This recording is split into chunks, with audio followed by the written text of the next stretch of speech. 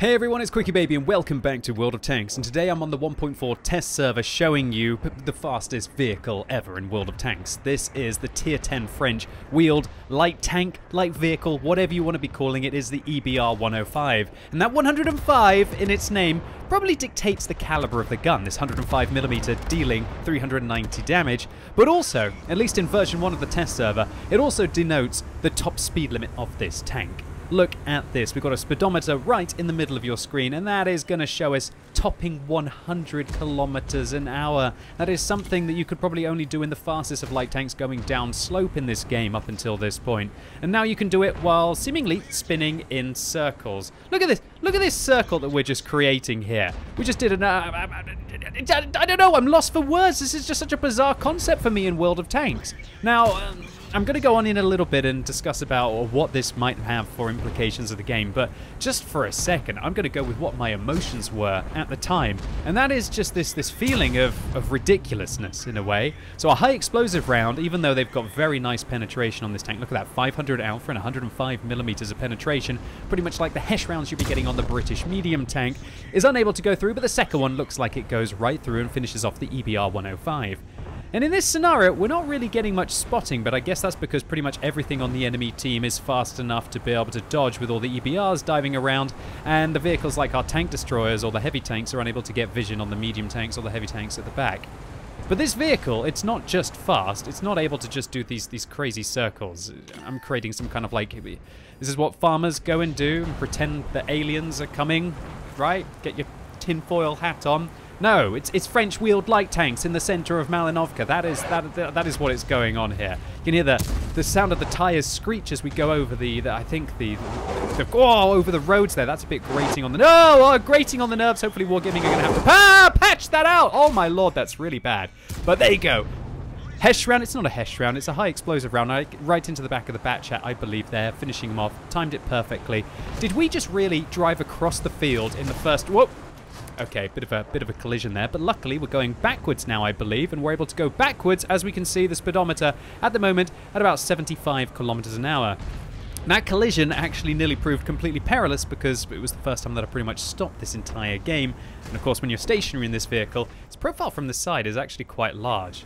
So as I was saying, it's just so ridiculous in the first 2 minutes of this game. We've just driven around in circles. Hardly anything has really hit us apart from an AMX-50B firing APCR rounds, of course, with the improved shell velocity that you would get on APCR. And then we just drove across the field. We did loops in front of multiple tanks, including medium tanks, killed their bat chat, and then got out. I mean, it's interesting to watch, right? I guess it's nice to watch on a test server. But is this what you want to be seeing in World of Tanks? Well, clearly, usually you wouldn't have half of the team to be wheeled light tanks, right? There wouldn't be 8 EBRs on your team and 8 EBRs on the enemy team. And of course, when there's just that much chaos all driving around, well, somebody's not being a hipster. Well, somebody is being a hipster. Somebody's driving the AMX-13 105 and not the EBR on the enemy team. But luckily, our high explosive round goes in for 400. Oh, sorry, it was an APCR round for 420. Of course, that's just a marginal high roll here. I'm going to go and try and look for the second one on him. And there you go, right into the center of the vehicle. But I should get spotted for that. Oh, yeah, there we go, spotted, but evasive maneuvers. We've gone into the cruise mode now, and just look how ludicrous this thing is. So the cruise mode and the rapid travel mode, if you haven't watched my French-wheeled vehicles before, you can activate it by pressing your X key, which is the same key that you use to enter and exit the siege mode inside your Swedish tanks. However, I've rebound it onto a side mouse button. I'll be covering more of that probably in a later video, because for me, I have to take one of my fingers off either S or D to be able to press X or W. If I want to press X, it's rather awkward unless I use my thumb for it, I guess. And thinking about it, I probably could be using my thumb to press X, but that seems to be unnatural for me, and I'd probably mess up a few clicks. Having it on my mouse button allows me to slip in and out of it. And the point of slipping in and out of the cruise mode is that while the rapid travel mode allows you to go faster, up to 105 kilometers an hour, inside that cruise mode, your traverse speed, or your wheel traverse limits, which is a whole new stat in World of Tanks, actually increases to allow you to go even shorter circles and not have to make so many awkward 3-point turns when you want to go around, because of course You can't turn one side of the vehicle in the opposite direction of the other like you can on a tank, or you can't lock one of the tracks in place while you turn the other, as some vehicles would do. So what that means is that if you do run out of speed and you fail to make the turn, then you can be very awkward just sitting in front of an enemy vehicle trying to turn your tank around. One thing that's interesting is it looks like this vehicle is actually hard limited to 105 kilometers, unless that was just like a cap on the speedometer there as we were going down the hill. I guess we should take a look in the bottom left as we were coming down the hill, whether that one reads different to what the speedometer in the center of the screen would able to achieve.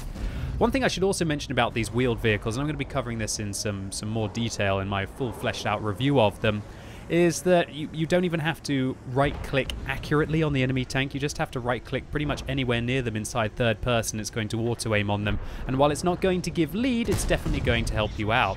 All right, now it looks like we hit one of the wheels of the EBR 105, but it doesn't manage to slow the vehicle at all, so we're going to have to try and get into position to try and harass them a little bit more as they're trying to pressure our artillery. So let's go back to more of the overview and how the feeling of playing these tanks, these vehicles on the test server, whether I think they're going to be good for the game or bad for the game. Okay, so let me talk about the positives first. The positives are that tanks like these make tanks like these, or vehicles like these, self-propelled guns on the enemy team, a lot more scary. Well, a lot more scared. They're less scary for our team because, of course, when you can go this fast, you can sometimes catch them out of position at the start of the battle, or you can just waltz in, kill their artillery, and then you can manage to get out, a lot like I did to the Bat Chat on the enemy team. It's also going to make vehicles like the FV4005 and glass cannon tank destroyers that like to hit at the back, sit at the back and land big hits on you, probably a lot more, again, less safe, because a vehicle like this can go in, can light them up. It's going to have to dodge a shot because it's with the limited view range that the vehicle has, which is the whole point of the wheeled vehicles, that the tank destroyer is going to spot them first, but as long as you can use your speed to avoid the shell, you can light them up and then maybe your team are going to be able to deal with them. Okay, so now we're going to be loading these high explosive rounds with 500 damage, and there you go, 524 done to the FV4005.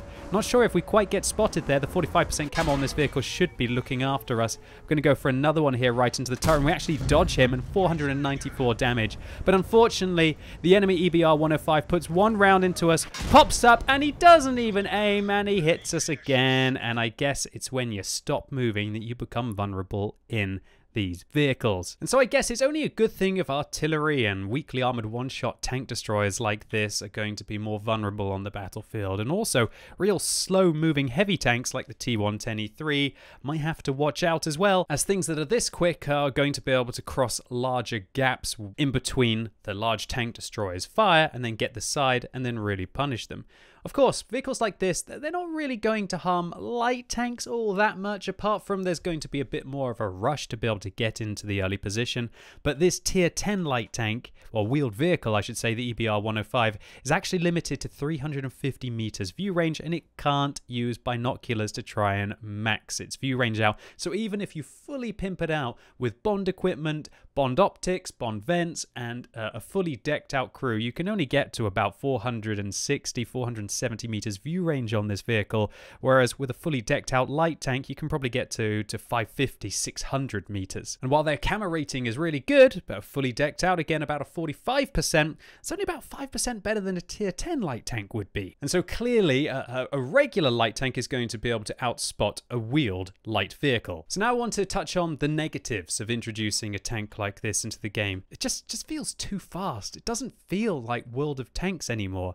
Do we really want this to be some kind of skittish game where it all relies on clutch reactions and clutch little movements to be able to outposition your opponents? Call me out if I'm wrong, but I think probably one of the best things about World of Tanks is you can kind of still relax just a little bit while you play it. Kind of a touchdown from World of Warships. You probably don't want to be spotted within the first 30 seconds of the battle, constantly trying to think about whether an enemy wheeled vehicle is going to be able to rush across seemingly the entirety of the map to be able to get you. You just want to trundle into position and just see what happens and just to feel the game out. And I know that's how a lot of people like to play, and I totally feel for you if you look at these things as if it's going to be the World of Tanks apocalypse. However, my number one point about why I think that these vehicles could be bad for the game is just speeding the battle up.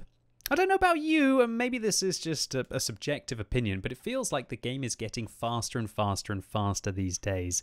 And I'm not just talking about the speed of the vehicles. Everything's got higher penetration, higher alpha damage, higher DPM without necessarily the hit points of the vehicles increasing. Feels like all of the maps have been streamlined to try and encourage engagements at certain points down corridors, and after the crunch has happened, then it just seems like one team waltzes over the others. And I get this a lot from +0, -0 matchmaking, because when all of the vehicles have the same capacity, everybody is confident in themselves, everybody seems to rush to one of two flanks, and then depending on which one wins and then tries to flank the other, then the game just doesn't really seem like some kind of complex, intricate puzzle which you can have an impact in anymore. But which team had the cookie cutter setup, went in with their Soviet and Chinese heavy and medium tanks, crushes one flank, and then the inevitable develops. Now, of course, French-wheeled vehicles are not going to be adding to that kind of meta problem. But if a vehicle that's introduced is just so darn fast that it's able to pretty much rush across the entire field on Malinovka, which